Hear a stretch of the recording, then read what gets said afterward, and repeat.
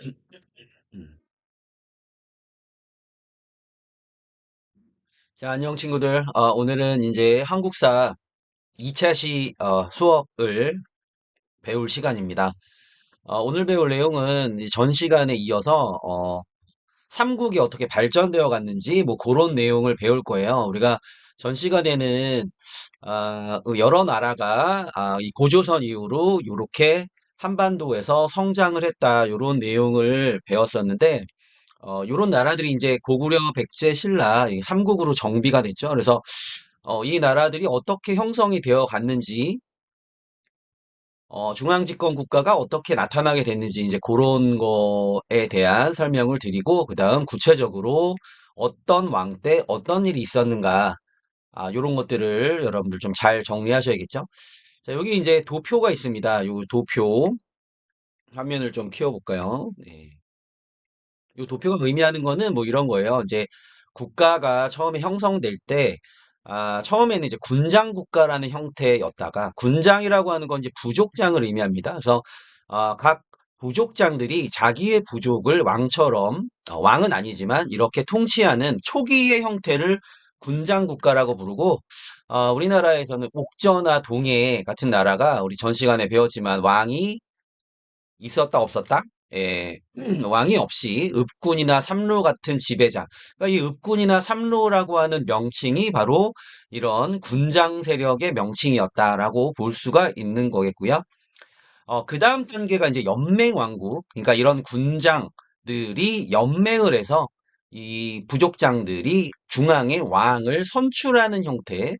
왕이 선출되었기 때문에 왕이 세습되는 어떤 그런 형태로 가지 못하는 단계였습니다. 그러다 보니까 왕권은 아직 미약하였다.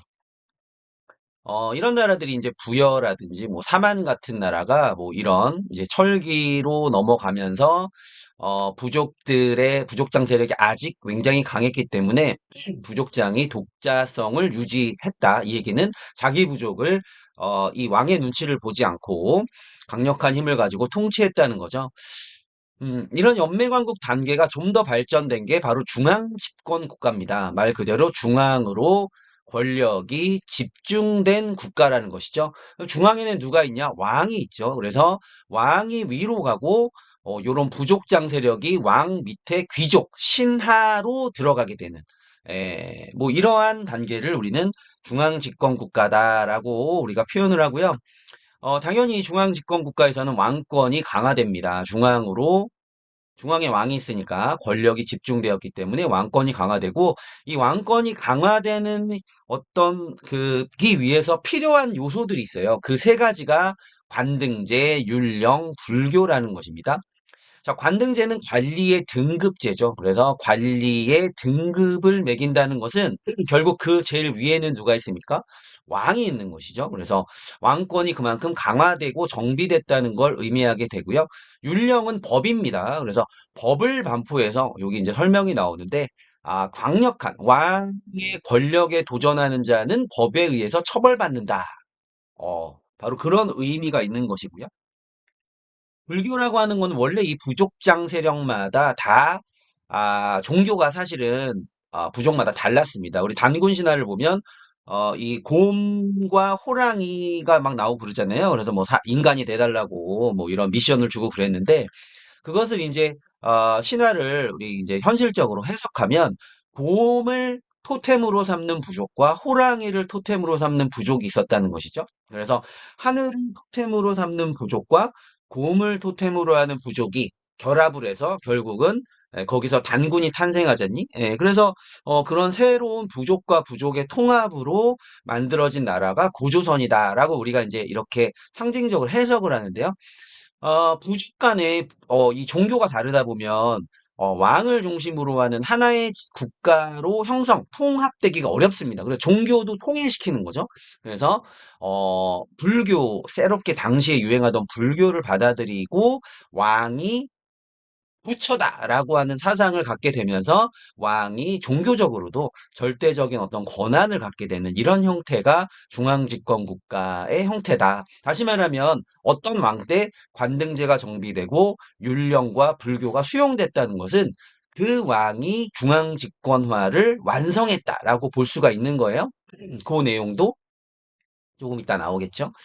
요거를 선생님이 조금 요거 같은 내용인데 도식화한 게 이겁니다. 자, 연맹왕국 단계에서는 각 부족이 부족 중에는 큰 부족도 있고 작은 부족도 있죠. 그래서 연맹을 해서 왕을 뽑았다. 이 검정색이 지금 왕입니다. 그래서 왕권은 약했고 부족장 세력은 강했는데 이것이 중앙 집권 국가로 가면서 중앙으로 권력이 집중되니까 검정색은 커졌죠. 그리고 부족의 크기에 따라서 그 부족장이 왕 밑에 귀족으로 들어오게 되었다. 이렇게 되면서 왕을 중심으로 하는 일원적인 권력 시스템이 만들어졌다. 그래서 중앙집권 국가는 왕권이 강하고 부족장 세력은 약화되었다라고 하는 것입니다. 자, 여기서 더 나아가면 왕이 결국은 이제 선출되는 게 아니라 세습되게 되는데 처음에 세습될 때는 형제 상속이었어요. 형이 죽으면 왕이 형이었어. 그러면은 그 동생이 왕이 되는 형태였는데 이제 왕권이 더 강화되면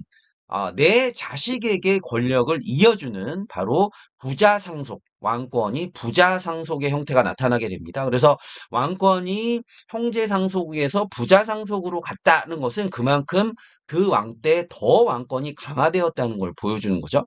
이런 내용들을 좀 보시고 자, 삼국이 이제 중앙집권 국가로 발전해가는 순서가 어떻게 되느냐. 이제 나라가 세워진 거는 신라, 고구려, 백제의 순서지만 중앙집권 국가로 이렇게 발전해간 순서는 고구려, 백제, 신라의 순서였다. 자, 이제 본격적으로 이제 그 내용을 한번 살펴보겠습니다.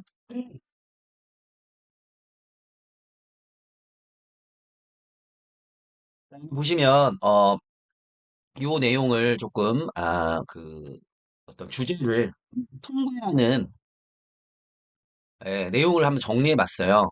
자, 내부적으로 정비를 한다. 내부적 정비를 한다는 것은 결국 왕권을 강화한다는 것이고, 그 대표적인 증거가 율령을 반포한다, 불교를 수용한다, 뭐 유학을 받아들인다, 뭐 관리의 등급제를 마련한다는 것이고, 이것이 이제 고구려 때는 소수리망이 이런 일들을 했고, 신라에서는 법을 흥하게 했다. 내적 정비를 완성했다는 거죠. 자, 이렇게 내적으로 정비가 되면 이제 외부로 팽창할 힘을 갖게 돼서 그 다음에 나오는 왕들은 이런 내부 정비를 토대로 외적인 팽창, 다시 말하면 영토를 확장하고 확장한 영토에다가 이 땅이 내가 이렇게 확장한 땅이지 해가지고 비석을 세우게 된다는 것입니다. 대표적인 왕이 고구려는 광개토대왕과 장수왕이었고요. 신라는 진흥왕이었다라는 것이죠. 그래서 이런 공통점이 국가별로 나타난다는 걸 생각을 하고 한번 봅시다. 자, 고구려. 고구려는 처음에 졸본 지방에서 만들어졌는데 이제 고주몽이 처음으로 고구려를 세웠죠. 그래서 이 졸본 지방에서 이제 국내성으로 수도를 옮기게 됩니다. 우리가 이제 전 시간에 배웠던 내용을 보면 자, 여기 보면 졸본이 있죠. 원래 고구려가 여기서 만들어졌다가 국내성으로 중심지가 수도가 옮겨졌다라는 것이고요. 자, 게르부 고씨 태조왕 때 여러 부족들 중에서도 게르부의 고씨가 왕이 되는 그렇죠? 고주몽이니까 요런 게 이제 그 게르부 고씨만이 왕이 될 수 있었다는 것은 그만큼 태조와 때 왕 때 왕권이 강화됐다는 게 되겠죠. 자, 소수리망 때 율령 불교 수용이 된 거 굉장히 중요합니다. 꼭 기억하시고요. 광개토대왕 장수왕 때 5세기의 고구려 전성기였는데 광개토대왕은 5세기 아주 초반이고요. 5세기 전체를 왕을 했던 아주 장수를 해서 오랫동안 통치했던 왕이 바로 장수왕입니다. 자, 백제 같은 경우는 온조에 의해서, 그죠? 이 온조와 비류가 형제인데, 이 고주몽의 아들이라는 설도 있고요.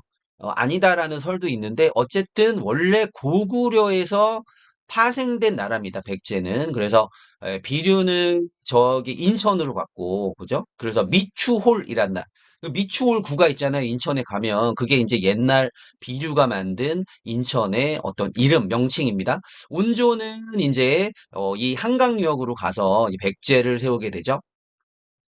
자, 이 고2왕 때 통치 체제가 정비되고요. 그 다음에 불교는 침류왕 때 받아들였고 전성기는 4세기 근초고왕이었다. 요거는 이제 다시 우리가 하나하나씩 살펴볼 거예요. 자, 신라는 처음에는 이제 경주의 사로국에서 시작을 했는데, 사로국은 이제 전 페이지를 보면 여기 사로국이 있죠? 예, 여기 경주 있는 데서 처음에 시작된 나라입니다. 가장 먼저 이 나라가 세워졌어요. 처음에는 이제 박석김 삼성 중에서 이사금, 그러니까 왕이라고 하는 명칭을 쓰지 않고 이사금이라는 명칭을 썼는데 이사금을 선출했다. 그러니까 마찬가지 이 아까 선생님이 보여드렸던 왕을 연맹왕국 당국에서 왕을 선출하는 단계였다. 박석김. 예를 들면 뭐 박혁거세라고 우리가 들어봤죠? 박혁거세가 아니고요. 박혁거세예요. 자, 석탄해라는 사람이 유명하고요. 김알지, 알지, 그죠? 그래서 박씨, 석씨, 김씨를 가진 사람들이 삼성이 이사금을 돌아가면서 했는데 결국은 뇌물 마립간 이때 이제 뇌물 왕이 아니고요. 우리가 이제 뭐 왕이라고 하는 호칭은 뒤에 이제 쓰게 되고요. 뇌물 왕 때는 사실 뇌물 마리까는 이라는 호칭을 쓰게 되는데 김씨에 의한 왕위 세습이 확립이 됐습니다. 그래서 이 중에서 김씨만 왕이 될 수 있게끔 바뀐 거예요. 그만큼 왕권이 강화되었다. 예, 왕이 될 수 있는 어떤 바운더리가 좁아졌다는 것이죠. 그리고 고구려 여기가 광개토대왕 때 이 같은 시기예요. 고구려의 광개토대왕 전성기 때 굉장한 어떤 군사력을 고구려가 갖고 있을 때 신라는 이제 막 발전을 했을 때인데 그군 강개토대왕이 이제 내무랑을 도와줬습니다. 그 얘기는 이제 뒤에 나오는데 여기 하나 필기를 해두시면 좋을 것 같고요. 자, 신라가 본격적으로 율령과 불교를 받아들여서 이제 중앙 집권화되는 게 법흥왕 때고 법흥왕의 어떤 내적 정비를 토대로 진흥왕 때 외적인 팽창을 했다. 이것도 이제 뒤에서 다시 배울 거예요. 자, 가야 같은 경우는 처음에는 이제 그 금관가야를 중심으로 우리 교과서 13페이지를 보면요. 예, 요런, 그 지도가 있을 겁니다. 그래서, 처음에는 금관가야가 중심지였는데, 대가야로 중심지가 옮겨간 거는 이제 뒤에 나오는 광개토 대왕, 얘기가 또 나와요. 이때 이제 신라에는 내무랑이었고, 요게 이제 그 일본하고 그 계야가 연맹을 해가지고 신라를 쳐들어갔는데 신라가 그것을 방어할 만한 아직 뇌물 마립간 때 군사력이 안 돼서 누구한테 SOS를 치냐면 바로 광개토대왕한테 SOS를 치죠. 그래서 광개토대왕이 이 가야와 외 연맹을 이제 혼내주려고 온 거예요. 그래서 이제 그 전투가 여기서 벌어진 거야. 금관가야가 있던 지형에서. 그러다 보니까 금강가야는 전쟁에 피해를 입어서 황폐화됐고 이 피해를 입지 않은 내륙의 대가야로 가야 연맹의 중심지가 옮겨갔다. 뭐 그런 얘기입니다. 뒤에 또 나와요. 그래서 요 정도면 여기서는 정리를 하고 다음으로 넘어갑니다. 자, 다음에 보시면 이제 큰 지도가 나오는데 14페이지에 똑같은 지도가 있고요. 이 지도 누구의 전성기인가인데 자, 한강유역을 누가 장악했는지를 보시면 누구의 전성기인지 쉽게 알 수 있습니다. 자, 4세기 근초고왕 때는 한강유역을 백제가 차지하고 있죠. 그죠? 그래서 근초고왕이 고구려도 막 엄청 압박을 했고 가야 신라로 이렇게 압박을 하고 있는데 5세기에는 이제 바로 여러분들 잘 아시는 광개토 대왕이 북쪽으로 팽창을 했고요. 장수왕이 5세기 전체에서 국내성에서 수도를 평양으로 남쪽으로 내린다는 것은 남쪽으로 압박하겠다. 광개토대왕이 북쪽의 땅을 많이 뺏었으니 나는 더 따뜻한 남쪽을 압박하겠다는 것이죠. 그래서 결국 한강유역을 고구려가 차지했죠. 그래서 한강유역에 수도를 두었던 백제는 웅진으로 도망을 갑니다. 수도가 웅진으로 옮겨갔다는 것이고 이렇게 고구려가 남쪽으로 많이 내려간 거를 알려주는 비석이 충주 고구려입니다. 충주는 우리나라 전체 한반도를 보면 딱 중앙에 위치하고 있는데 그렇죠? 여기까지 고구려가 내려왔다는 걸 알 수 있는 게 충주 고구려입니다. 자, 그다음 6세기 진흥왕 때 보시면 바로 한강유역을 신라가 차지하고 있음을 확인할 수 있고요. 그래서 진흥왕 때 굉장히 많은 비석, 자, 내가 여기까지 땅을 뺏었지롱이라고 하는 비석들을 이렇게 막 세웁니다. 그래서 보면 마운령, 황초령, 여기 뭐 가야를 정벌했다는 걸 보여주는 뭐 창령, 뭐 척경비 이런 게 있고요. 단양 신라 적성비에 북한산 순수비를 보면 아 이제 한강유역을 신라가 차지했구나라는 걸 확인할 수가 있죠. 자, 이제 내용 고구려부터 고구려, 백제, 신라의 순서로 이제 초기 발전부터 전성기까지가 이렇게 정리가 돼 있어요. 그래서 요거를 한번 같이 살펴보고 요번 시간은 고구려만 살펴보고 끝내도록 하겠습니다.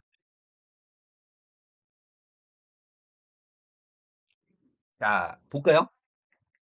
자, 고구려의 이제 중앙집권화를 처음에 이룬 왕은 태조왕이다. 자, 지금 선생님이 이렇게 초록색 형광펜으로 친 왕들은 여러분들이 반드시 기억을 해야 되고, 이 사람들이, 이 왕이 무슨 업적을 남겼는지 잘 보셔야 됩니다. 시험에 매우 매우 많이 나오죠. 자, 태조왕은 옥저를 복속했어요. 옥저가 어디 있었나? 예, 옥저가 여기 있었죠. 옥저를 정복한 왕이 고구려 태조왕이다. 자, 왕위가 세습되는데 아까 말씀드렸죠. 예, 왕위가 세습됐다는 것은 그만큼 왕권이 강화됐다는 걸 의미한다. 아, 게르부고시가 바로 독점을 하게 된 시기가 태조왕 때라는 것이고, 그다음 고국 천왕 때 부족적 전통의 오부, 이제 오부족 다섯 개의 부족이 부족적 전통이 강하다는 건 아직까지 왕권이 미약하다는 건데 그것을 행정적인 성격의 우부로 개편했다는 것은 그만큼 부족적 성격을 없앴다는 거예요. 그만큼 왕권을 강화하고 기존의 부족 세력을 약화시켰다. 이렇게 우리는 이해할 수 있는 거죠. 자, 그리고 왕위가 형제 상속에서 부자 상속으로 이렇게 바뀌었다는 것은 그만큼 왕권이 강화되었다는 것을 보여준다. 아, 고국천왕 때 그만큼 왕권이 강화됐구나라는 걸 알 수가 있고요. 여기 동천왕 뭐 이렇게 나오는데 동천왕은 사실 이름을 알 필요는 없습니다. 이때 사실 약간 고구려가 위기였다라는 정도, 중국에 쳐들어와서 뭐 그 정도. 자, 미천왕 때 바로 이 낙랑군, 이걸 어떻게 설명드려야 되죠? 바로 고조선이 한나라에 의해서 멸망된 다음에 중국의 한나라가 우리 그 한반도를 통치하기 위해서 한사군이라고 하는 걸 네 개의 군을 설치합니다. 이 한나라, 이 중국이죠. 이 중국이 한나라가 이제 정복한 지역을 통치할 때 군이라고 하는 걸 뒀던 거예요. 그래서 바로 낭랑, 현도, 뭐 임둔, 진번 뭐 이렇게 네 개의 군이 있었는데 그 중에서 낙랑군을 축출했다는 거는 그만큼 중국 세력을 몰아냈다. 그죠? 고구려가 가장 중국하고 붙어 있잖아요. 그래서 중국의 세력을 몰아낼 만큼 나라가 조금 강화됐다. 뭐 이 정도로 이해하시면 되겠네요. 그런데 이제 고국 원왕 이름이 비슷하죠? 고국 원왕 원망하면서 졌어요. 그때 백제 근초고왕 전성기 때 근초고왕이 평양으로 쳐들어와 가지고 그래서 근초고왕의 공격으로 고국 원왕이 원망하면서 죽게 되었다. 그래서 이때도 약간 위기였다라고 볼 수 있겠죠. 그 뒤에 나오는 왕이 소수리망입니다. 소수리망은 불교, 율령, 태학. 태학은 이제 이 그 유학을 가르치기 위한 국립대학이라고 볼 수 있는데 바로 이런 것들을 만들므로 인해서 중앙집권화를 완성하였고요. 그 다음에 나오는 광개토대왕이 내적 정비를 토대로 해서 이제 고구려의 전성기를 이끌었다. 이 광개토대왕 때 주로 영토는 북쪽을 이렇게 차지했는데 이때 내무랑하고 같은 시기라고 했잖니. 그래서 가야와 외가 원래 친했어. 이게 남쪽에 붙어 있잖아요. 그래서 가야하고 외가 연합을 해서 신라를 공격했는데 그때 뇌물 마리값, 뇌물 왕이었다. 그래서 그때 이제 광개토대왕한테 SOS를 쳐서 광개토대왕이 여기 내려간 거야. 그래서 금관가야 있는 데서 막 전투가 벌어져서 가야 연맹체의 중심지가 금관가야에서 대가야로 이동했다라고 말씀드렸잖아요. 이걸 알 수 있는 중요한 그릇이 하나가 출토됐습니다. 바로 어디 있나? 예, 바로 이 그릇. 이게 이제 청동호우라고 하는데 청동으로 만든 호우, 호우라고 하는 건 그릇이에요. 요런 뚜껑이 있는 그릇을 호우라고 하는데 일명 호우명 그릇이라고도 합니다. 근데 중요한 거는 이게 경주에서 출토가 됐어요. 그런데 그 바닥에 뭐라고 돼 있었냐? 광개토 대왕 이름이 들어간 여기 이제 뭐라고 써 있었냐면 해석을 하면 광개토 대왕을 기리며 만든 열 번째 그릇이다. 호우다라고 하는 글자가 새겨져 있었던 겁니다. 근데 이게 왜 중요하냐면은 이 그릇이 어느 시기에 어떤 왕과 관련해서 만들어졌다라고 하는 게 굉장히 중요한데, 광개토대왕을 기린 왜? 에서 왜 광개토대왕을 기리죠? 그것은 바로 요 스토리가 있었기 때문이죠. 광개토대왕이 이렇게 고맙게도 우리의 위기, 국가적 위기에서 우리를 도와줬다. 그래서 광개토대왕을 기리는 제사를 지내고 그런 것들을 나타내는 그릇이 경주에서 출토됐다는 것입니다. 그래서 이것을 알려주는 게 신라에서는 이제 호우명 그릇이 있고요.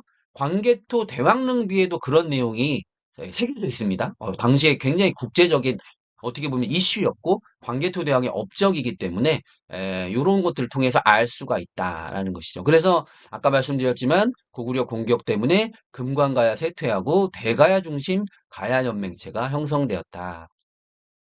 자, 지금 막 이제 내용이 막 연결이 돼야 돼요, 여러분들. 자, 그 뒤에 나오는 장수왕 때는 이제 국내성에서 평양으로 수도를 이렇게 옮겼죠. 예, 천도한 거. 그리고 그걸로 인해서 백제는 큰 타격을 입게 됩니다. 자, 그래서 백제는 한강역을 뺏기고 웅진으로 천도를 했고요. 여기 웅진 보이죠? 그리고 이때 고구려가 너무 잘 나가니까 나머지 두 나라가 위기의식을 느낄 수밖에 없겠죠. 그래서 둘이 어떻게 하겠니? 동맹을 맺었다. 힘을 합쳐서 고구려로부터 우리를 한번 지켜보자라고 된 거죠. 나제 동맹, 신라 백제 동맹이 체결됐고요. 그 다음에 이제 장수왕이 바로 이렇게 남쪽까지 영역을 확장했음을 보여주는 비석이 충주 고구려입니다. 그러니까 이게 지금 장수왕하고 다 연결된 내용입니다. 그래서 선생님이 여기다가 같이 정리를 해드린 거예요. 자, 여기까지 수업을 하고 이번 차시, 2차시는 마치도록 하겠습니다. 여러분들 이거 수업을 꼼꼼히 잘 들으셔야 됩니다.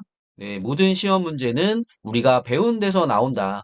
그러니까 이거를 막 그냥 대충 이렇게 수업을 들으시면 나중에 시험 볼 때 굉장히 어려워질 수 있으니까 하나하나 선생님이 강조하는 것을 잘 정리하시기 바라면서 이번 차시 끝내겠습니다.